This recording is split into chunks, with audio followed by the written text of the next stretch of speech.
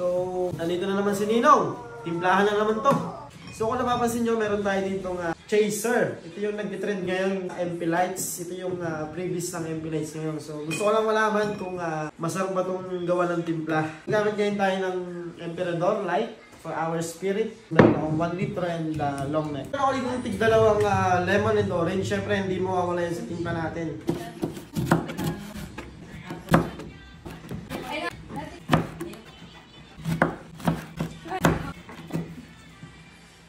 Alright, so ready na yung ating mga prutas.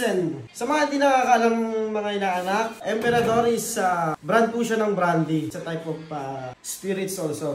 Ang local brandy natin dito sa Pilipinas, meron tayong Emperador, Alfonso, Fundador, yan, something like that. And ayun. So, game! So, ang component na gagamitin natin dito, meron tayong Emperador Light, Sprite, and yung ating sparkling apple iced tea chaser. Masarap daw to kay Emperador eh. So, sa juices naman natin, meron tayong strawberry, apple, iced first.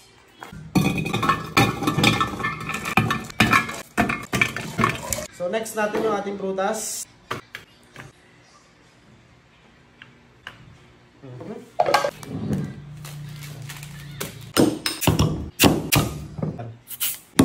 Alright.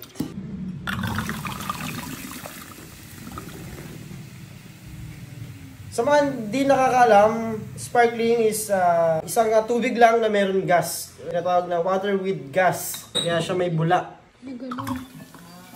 Ganun lang kasimple ang explanation. Yung sa mga gustong, sa mga bloated or hindi makadighal, ito yung mga mabisang iniinom. So next natin yung ating strawberry. Pagsasamahin ko na siya sa isang lagayan. Alright.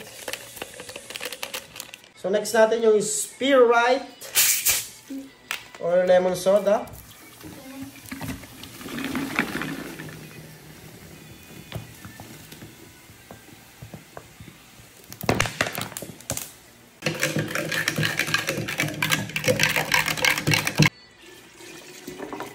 Siyempre lastly yung ating MP Lights.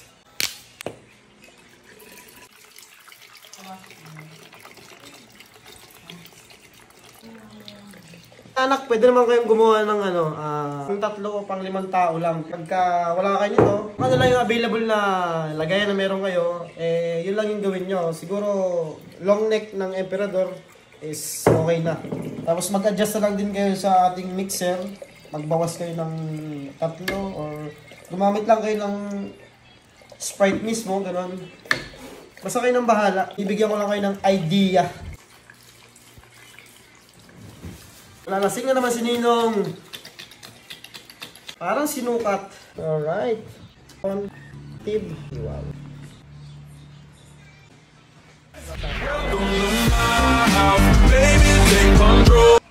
So, tikiman na. Siyempre haluin lang natin. Tikiman na. Amoy pa lang. Mukhang gigising ka ng alas 10 ng tanghali dito